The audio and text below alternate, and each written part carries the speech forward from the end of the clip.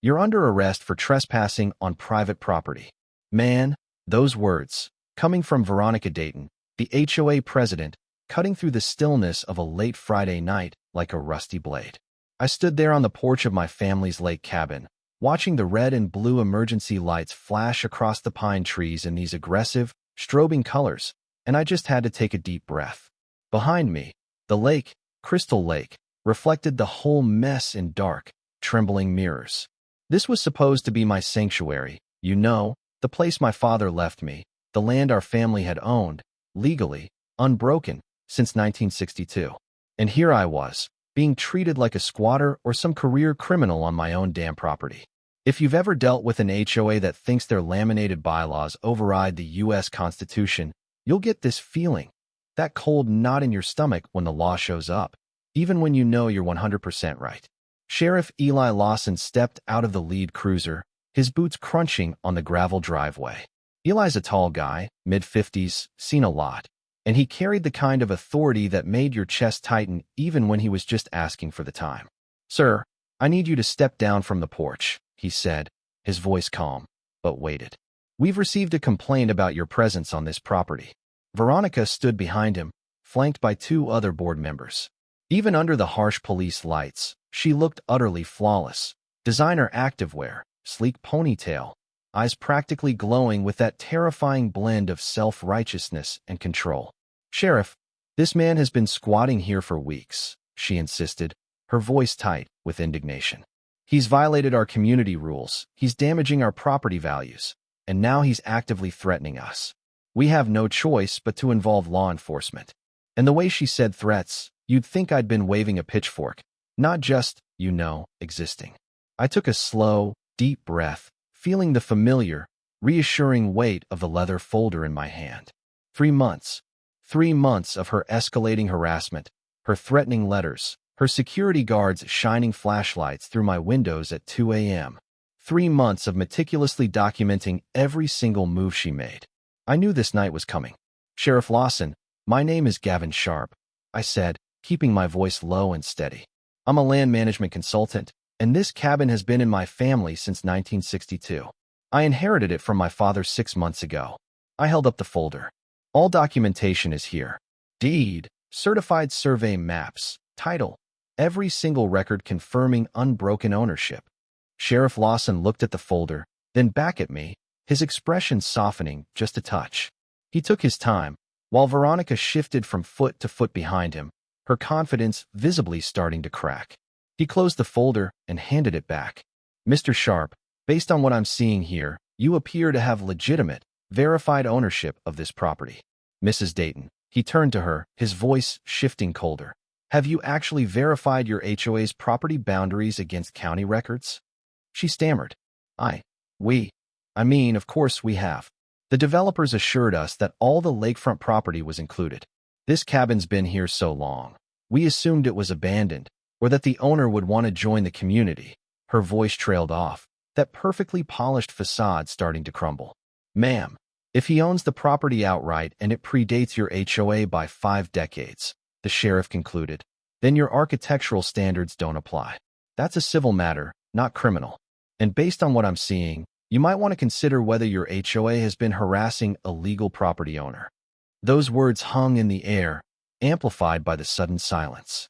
I saw the neighbors, drawn out by the lights, start whispering, nodding slowly. The sheriff tipped his hat to me. "I still want you to come by the station tomorrow, Mr. Sharp, to document this properly. Bring all your paperwork." "I'll be there, Sheriff," I confirmed. "And I also have documentation of harassment from the HOA. Security footage, recordings, evidence of property damage.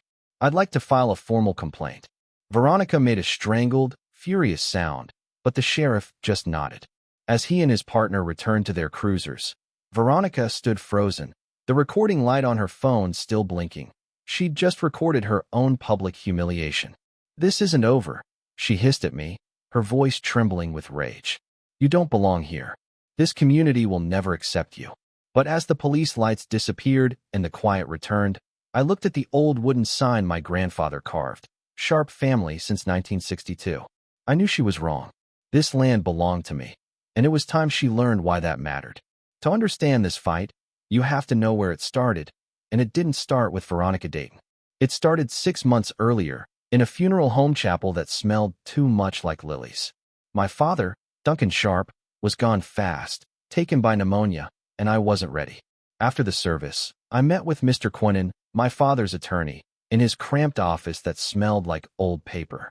"Your father left everything to you, Gavin," he'd said, sliding a thick folder across the desk. "The cabin, the land, all 15 acres of prime lakefront property." He was very specific. He said you were the only one who understood what it meant. I opened the folder, hands numb with grief. Inside was the deed, the survey maps, the proof. But Mr. Quinnen paused, looking at me over his reading glasses. "There's been development around the lake. A company bought up parcels and built Azure Cove Estates. Expensive homes, gated community, the works. Your father refused every offer they made." That's when I first heard about the HOA. They've been persistent. They want the entire lakefront under their control. The developers had to exclude your father's land from their plans. But the HOA leadership thinks they can convince the new owner, you, to sell or join. I nodded, not truly grasping the depth of the war I was walking into. All I wanted was to sit on the porch where my dad and I used to fish. 8 weeks later, I drove up from Seattle to the cabin. The winding lane I remembered was now blocked by a security gate and a guardhouse with a tasteful, intimidating sign, Azure Cove Estates, a private lakeside community. When I got out of my truck, confused, a sleek silver SUV pulled up. And that was my first meeting with Veronica Dayton. She approached my window with the kind of professional, cold smile that never quite reached her eyes. "Hello, I'm Veronica Dayton, HOA president. I understand there's some confusion." "No confusion," I replied, holding up the deed. "I inherited property here. The cabin and 15 acres. I'm just trying to get home." She barely glanced at the document. "I see. Well, this is a private community now. All lakefront property is managed by our HOA. I'm sure you understand that old property claims can be complicated. Have you considered that your father's ownership might have been superseded?" The casual dismissal of my family's history, the sheer arrogance of the word superseded, made my jaw tight. "Mrs. Dayton, my family's ownership is documented, certified, and current. The deed is clear. And you know what else is clear? My family's ownership predates your HOA by 56 years. You have no authority over my land." I drove past the gate while she stood there, her smile finally gone, replaced by something hard and ugly. That was the moment I knew. This wasn't about aesthetics or community spirit. This was about control. She couldn't stand the idea of a single piece of land she couldn't command. The first letter arrived 2 weeks later. Embossed gold logo, expensive paper. It was a 3-page manifesto detailing 12 violations I'd supposedly committed. Violation 1. Unapproved exterior paint color, the cabin's natural cedar finish. Violation 2. Unauthorized dock repair. I replaced 3 rotten boards. Violation 3. Missing house numbers. The list was absurd. At the bottom was the demand, $15,000 in back fees, plus $500 per month going forward. Failure to comply would result in legal action. It was harassment, pure and simple. I called Mr. Quinnen immediately. "They're using bureaucracy as a weapon, Callum. They're betting you don't want the hassle. We fight, but we fight smart. You start documenting everything. Every letter, every claim, every action. Don't give her the satisfaction of losing control." I promised I would. And so began my 4-month deep dive into legal warfare, armed with my background as a land management consultant. 3 days later, I was summoned to a mandatory HOA hearing. I spent those days doing exactly what Mr.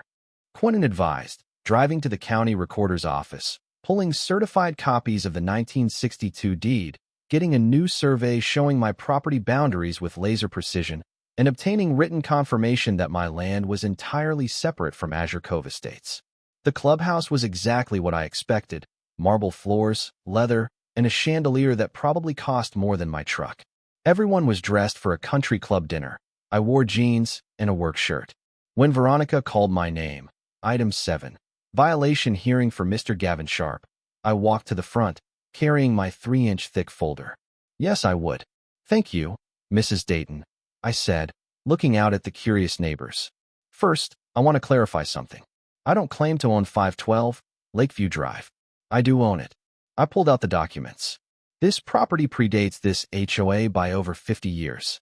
You will find here a letter from the county recorder confirming my ownership, a legal opinion from my attorney stating that your HOA has no jurisdiction over pre-existing properties, and a complete title history showing unbroken ownership from 1962 to present day.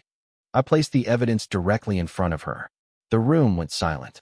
Mrs. Dayton, I'm a land management consultant. I know property law. You cannot retroactively apply HOA regulations to pre-existing property owners who never agreed to join your association. You have no legal standing to demand fees or impose penalties. The room erupted in whispers. I saw one older gentleman, Silas, nod slowly. I later learned he was a retired surveyor and knew I was right. But Veronica leaned back, her smile freezing. Mr. Thorne, your interpretation is interesting, but this board disagrees. Your violations remain on record. This hearing is concluded. She dismissed me like I was a fly. I walked out, feeling 45 pairs of eyes on my back, knowing I had won the legal argument, but lost the personal battle. She wasn't going to stop. This was about pride, about control, and that made her dangerous. The escalation was systematic. Week of subtle harassment, more false violation notices, quiet hours, improper waste disposal. I filed everything. Week of manufactured discrepancies. Veronica sent a crew of surveyors to check for discrepancies, 2302. I walked out and caught them. You're using the wrong datum, I told them, explaining their conversion error, N8083 versus N8027. They looked stunned. They told us to find discrepancies, the crew chief admitted. I recorded the whole thing. They packed up and left. Week of surveillance. HOA security started shining spotlights through my bedroom window at 11 p.m. every night. I responded by installing 4 high-resolution security cameras. The cameras caught a guard trespassing on my porch at 2 a.m., taking photographs of my cabin and making notes on a clipboard, 25:22. Surveillance documented. Week of property damage. My mailbox was knocked over. My power line was cut, blamed on road work.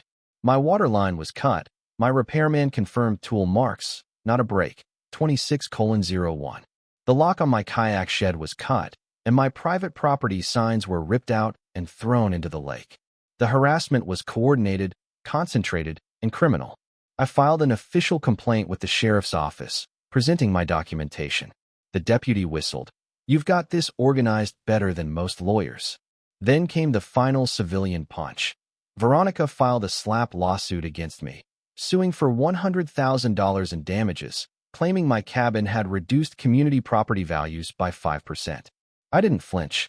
I had built my file to 3 banker boxes, 47 separate incidents over 4 weeks, all photographed, time-stamped, and many on video. I had built a case that any lawyer would envy. It happened on a Friday night in early June.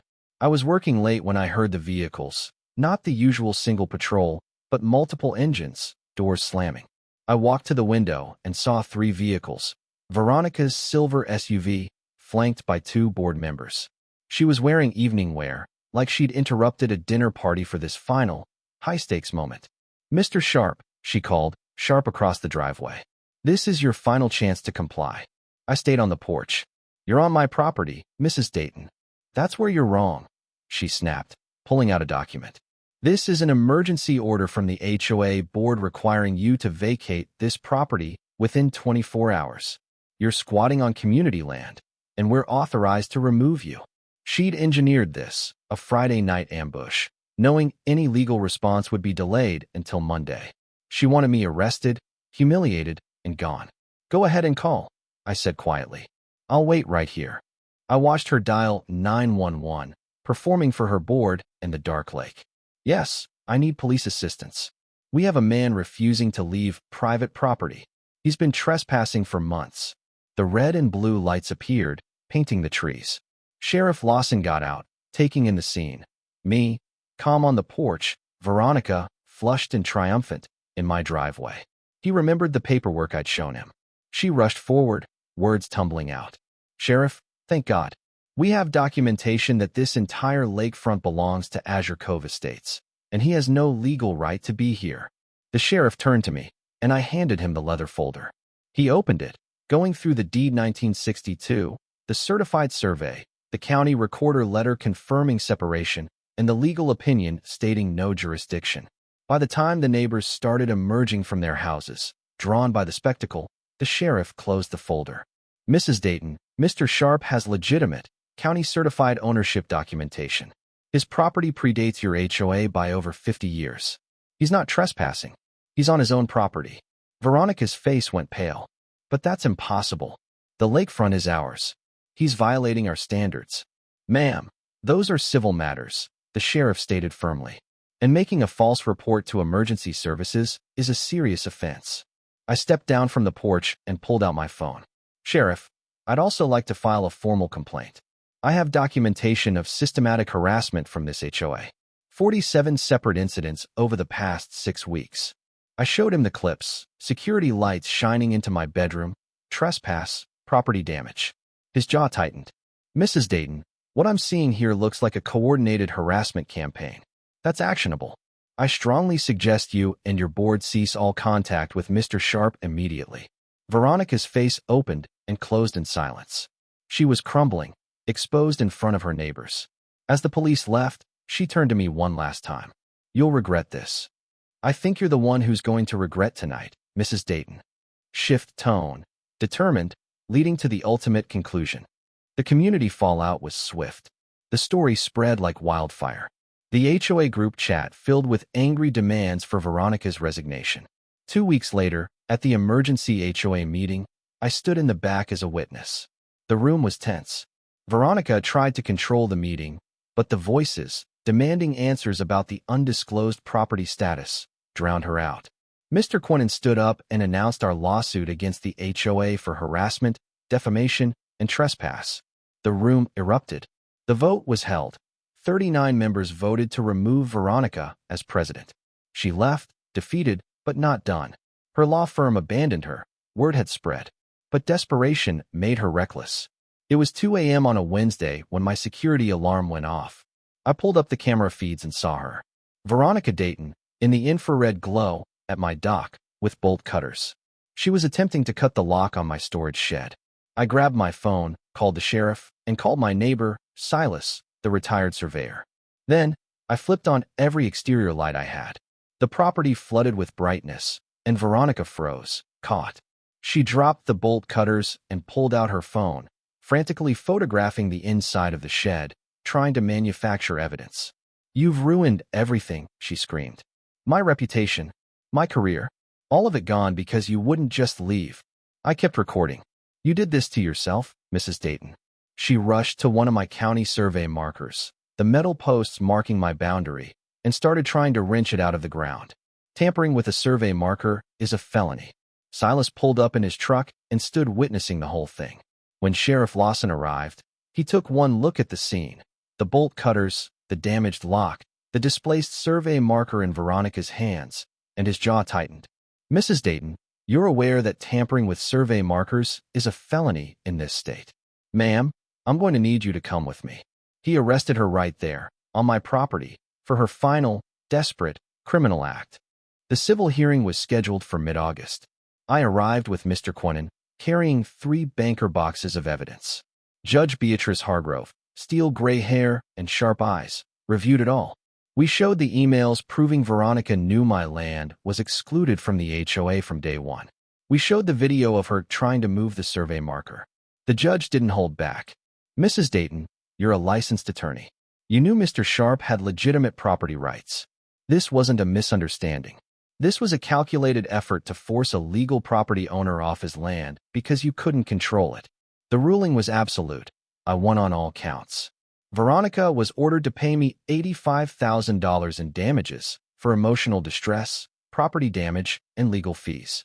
Crucially, the Azure Cove Estates HOA was ordered to pay $25,000 in institutional damages, issue a formal public apology, and undergo 12 months of independent oversight.